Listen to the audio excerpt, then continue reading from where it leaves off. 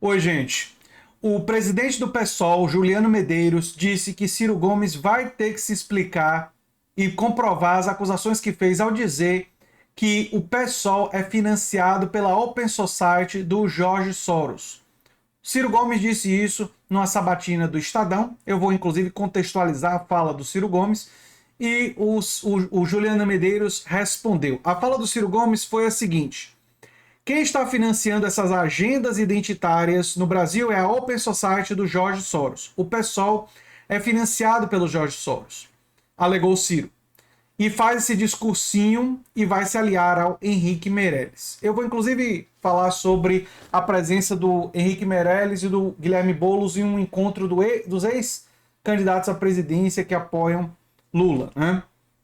Pois bem, o que é que o Juliano Medeiros respondeu a essa fala do Ciro Gomes? O Juliano Medeiros disse, e até onde eu sei, realmente não tem provas desse financiamento, né? O Juliano Medeiros disse: engraçado, enquanto ele queria nosso apoio, o pessoal era a oitava maravilha. Agora vem com essa conversa mole. É bom ele provar essa acusação ou vai responder por essa calúnia na justiça. O Estadão Verifica, um serviço de checagem de informações do jornal do Estadão, afirmou que a acusação de Ciro Gomes é falsa. Não há nenhum indício de registro de transferência de recursos da Open Society nas prestações de contas da sigla, tampouco doações de Soros para candidatos filiados a ela. Né? E, enfim. Isso também repercutiu mal em algumas comunidades judaicas. Né? Por exemplo, no coletivo Judeus pela Democracia e o Instituto Brasil-Israel sustentam que o comentário do pedetista remete a teorias conspiratórias da extrema-direita que apregou que os judeus são figuras poderosas que dominam o mundo. Né? Algumas dessas teorias se referem, por exemplo, na Hungria, né, justamente o Jorge Soros, né, que é descendente de judeus. Mas essa não é uma opinião unânime entre os judeus. A Confederação Israelita avalia que eventuais críticas ou discursos relacionados a uma pessoa judia não podem ser tomados como uma atitude preconceituosa com relação a todos os judeus. Bem, o que é que eu tenho a dizer sobre isso?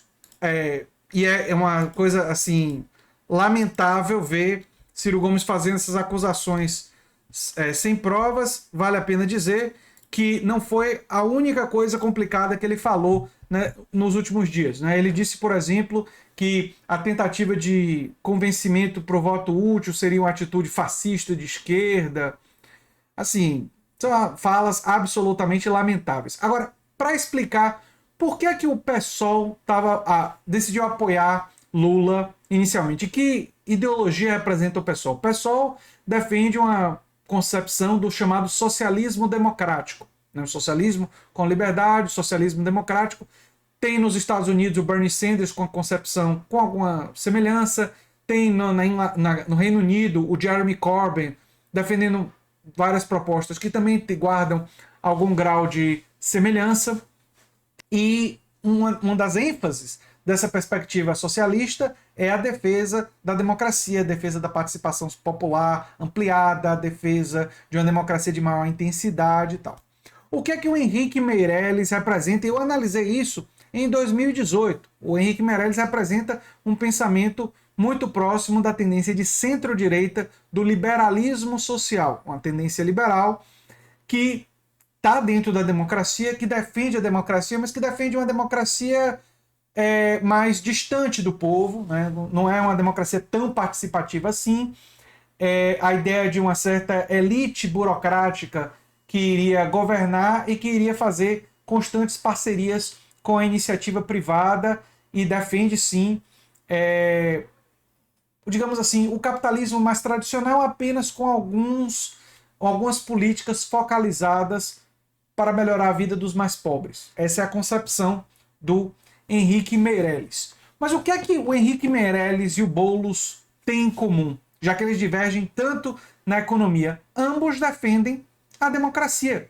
E ambos chegaram à conclusão, e não foi só o Henrique Meirelles, o Guilherme Boulos e o Juliano Medeiros do PSOL, mas muita gente está chegando a essa conclusão, de que o governo Bolsonaro, pelo seu golpismo, ele falou de 1964 agora de novo. Então, ontem ele falou sobre isso, né? Golpismo, claro, ameaças à democracia constantes. Então é um governo que ameaça a democracia. E Lula e Alckmin de vices compõem a candidatura com maior chance de derrotar essa ameaça à democracia brasileira. E, além disso, o governo Bolsonaro representa uma ameaça a conquistas da Constituição. Outros aspectos que o Meirelles e gente como o Boulos concordam, né? Aspectos da nossa Constituição Federal, né? E o governo ameaça isso. O governo Bolsonaro ameaça a questão do clima, porque desconsidera completamente a importância de se combater o aquecimento global. Então não tem uma agenda ecológica, não tem uma agenda ambiental. E tanto o PSOL quanto a tendência que o Meirelles representa levam em conta a questão ambiental, embora isso esteja muito mais presente na agenda do PSOL. Portanto, por considerar, tanto o PSOL considera Lula, não é o candidato dos sonhos do PSOL. O PSOL, em 2018, viu a candidatura do Haddad e lançou a sua própria candidatura do Guilherme Boulos. Eu não tenho dúvidas que o PSOL, em condições, digamos assim, normais, gostaria de ter uma candidatura própria. Tem uma agenda à esquerda do PT em vários pontos. Mas entende que, diante da ameaça da democracia, diante do sofrimento dos 33 milhões de brasileiros passando fome, da destruição da Amazônia, que nesse momento faz sentido apoiar Lula contra Bolsonaro. E a conclusão do Henrique Meirelles, embora tenha uma posição de centro-direita, liberal, diferente do PSOL, é justamente da defesa da democracia. Então, eu lamento muito o Ciro apelar para esse tipo de acusação sem provas, porque isso produz um maior isolamento do Ciro, não é? E isolamento do PDT. E eu não quero personalizar o Ciro, não quero falar do PDT. O PDT é um partido que tem uma história importante de defesa dos direitos trabalhistas. O PDT tem quadros bons e importantes. Eu não vejo nenhum absurdo que uma composição do PDT com o PT em um eventual governo pudesse levar Mauro Benevides Filho a um quadro de um ministério, de uma secretaria, por exemplo, entre outros quadros do PDT que a gente poderia pensar, Duda Salabert, né? Outros quadros do PDT que poderiam ocupar secretarias ou eventualmente ministérios. Mas esse tipo de declaração, esse tipo de postura, se o PDT embarcar nessa, dificulta. Eu imagino que muitas pessoas do PDT, políticos do PDT, vão acabar se afastando gradualmente de Ciro por causa desse tipo de declaração. E se tiver segundo turno, eles vão declarar apoio e vão tentar fazer composição. E se não tiver segundo turno e Lula vencer no primeiro, vão estar fragilizados, mas vão tentar dialogar com Lula para no Congresso fazer apoio e tentar participar do governo. Muitas lideranças do PDT, eu imagino que vão fazer isso. Justamente porque reconhecem a diferença gigantesca entre Lula e Bolsonaro em diversos temas, né? Enfim, eu nem sei se vale a pena eu comentar as outras declarações problemáticas do Ciro. Deixo para vocês nos comentários, vocês avaliarem, aí eu vou medir se vocês acham que vale a pena comentar essas outras declarações ou focar em outros assuntos, né? É o que eu tinha a dizer sobre essa acusação grave e que, até onde eu sei, sem provas.